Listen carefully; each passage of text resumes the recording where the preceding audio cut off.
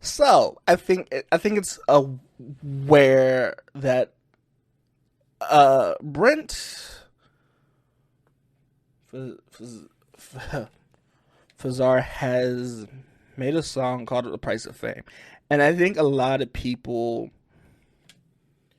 don't understand like the price of fame. They think everything with fame becomes great, like your life is great after you become famous, and I don't think that's entirely true. But since I haven't covered Brent Fazar but once, I want to make sure that I get everything right. I probably am butchering that last name, and I'm gonna probably use Mr. Brent for now on because I'm gonna butcher his last name, and that I don't like butchering people's last name, first or last name, but I'm gonna stick to a name that I can do it. No disrespect to this artist, but I think I've only covered him twice, and I think I need to cover some background information that I think is very important. So he's an R&B artist. He's a songwriter. He's from Maryland, Columbia. He signed to Lost Kids. Now, people will say he had a song called Lost Kids Get Money, and I said the same thing. But the actual label is called Lost Kids. So I just wanted to clarify that. The song he released is Price of Fame, where he kind of talks about battling this idea of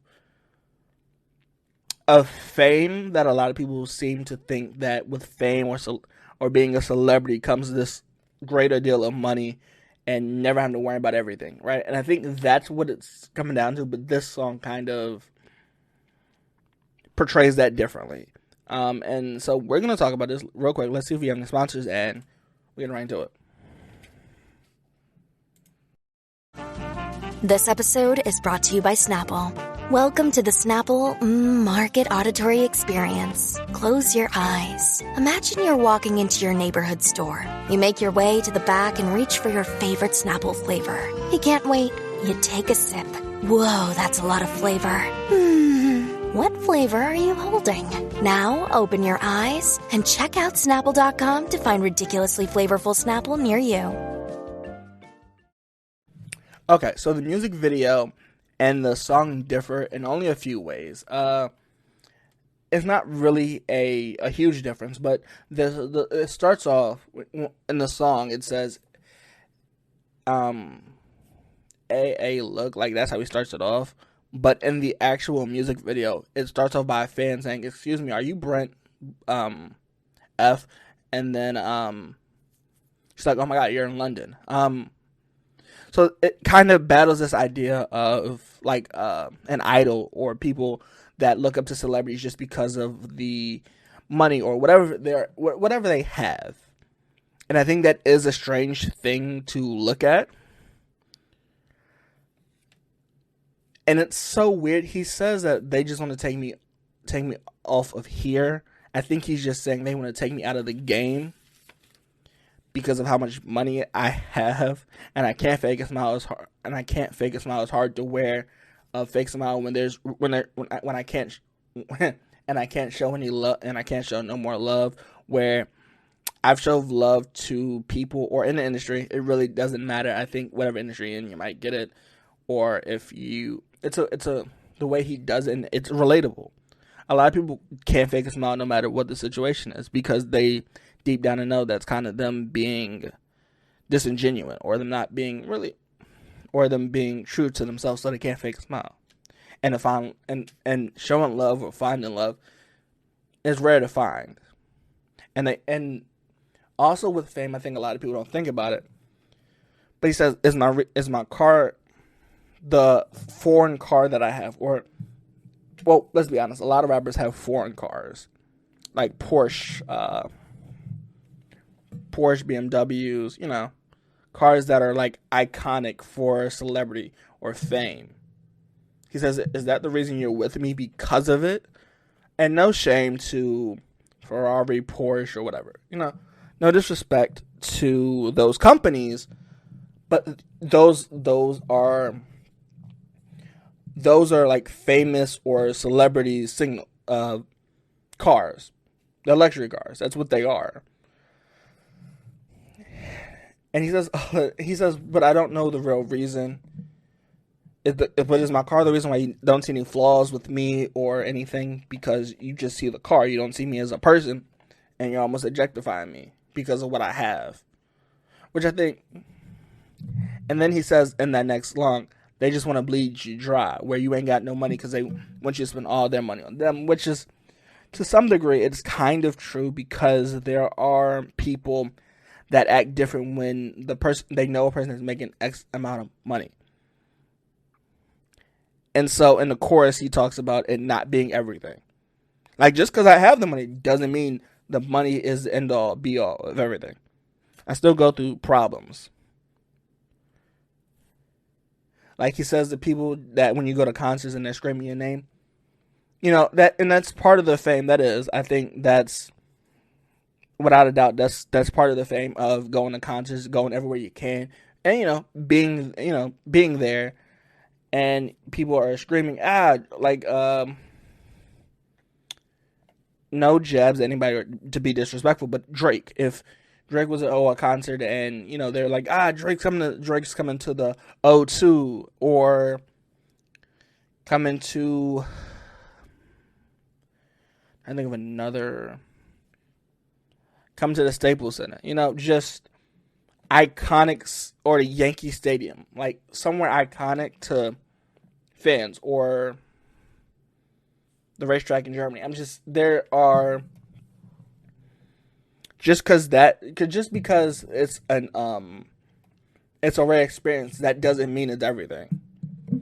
Or how people used to say, I don't know if this is true now, but he says it's not everything. Like the glitz and glamour, like people used to have restaurants booked and stuff like that. That's not really everything. Or living like this lavish lifestyle. We've seen artists that have tried to live that lavish lifestyle and not end up going broke 10 years or 3 years or 5 years in, really. We've seen it happen. And he says love is just too rare to find. But everything's not what it used to be. Everything's not what you hope it to be when you get there. And a lot of artists have said that. But I know deep inside, I am real. I forgot to mention that this song is in two different parts, and I'm not really sure why they did it that way. I think it's because in the song it feels longer, and in the video it feels shorter, so it's really two different scenes. And he just in that second part, like it's like 2 minutes into the video, he says, "You don't need someone to make you feel better," which I think that's true. I think you end up finding your self-love even if you don't have millions of dollars, even if you haven't broken the mainstream. If you can really deep down in your heart say that you love what you're doing, or you love the art or music that you're making, then as long as you don't really need anybody else to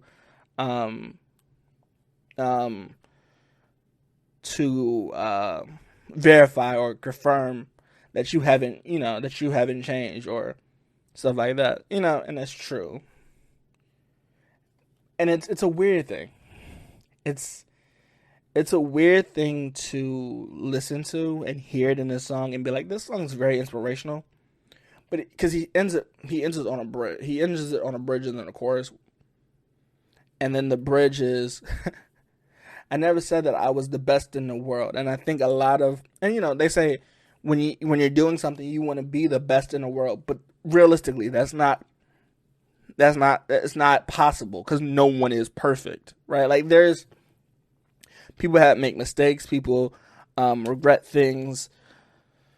There's no perfect reality where someone's perfect. It's very hard for me to believe that, and I don't know. You might believe,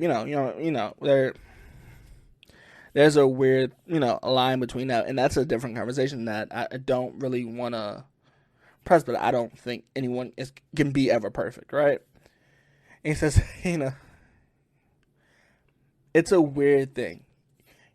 That I'm true because I'm true to myself is what I think sets this whole song in the tone. Now, this song isn't... It's a normal Mr. Brent song, and I don't think hearing it on Wasteland, which is the 7th song on Wasteland, so it's not terrible. right? And I think they have this wrong, because Rap TV said that it was released this Friday, but this song has been released in February 8th, 2021, or I've heard this previously before that. I've heard this before the thing was released. I'm not sure. But I do kind of try to listen to songs even before, like the idea of them. So overall, this song is a 7.9 out of 10. It's not really terrible. It's really a great song. It's a very inspirational song. But I think people get lost in the idea of someone's gonna be perfect, and I just, that idea of celebrities and it being everything, it's very hard for me to agree with that. I think, fame and people become famous and people do idolize them, and I think that's at a very young age, and it could be older ages. When you idolize somebody, it does become a little bit scary, because what makes you idolize them, right? Is it their music, or is it just the way that they express themselves through music that might be genuine or it might not be genuine? But Mr. Brent is always genuine in his music, so I don't really have to worry about if it's genuine or not. So, hope you enjoyed this episode.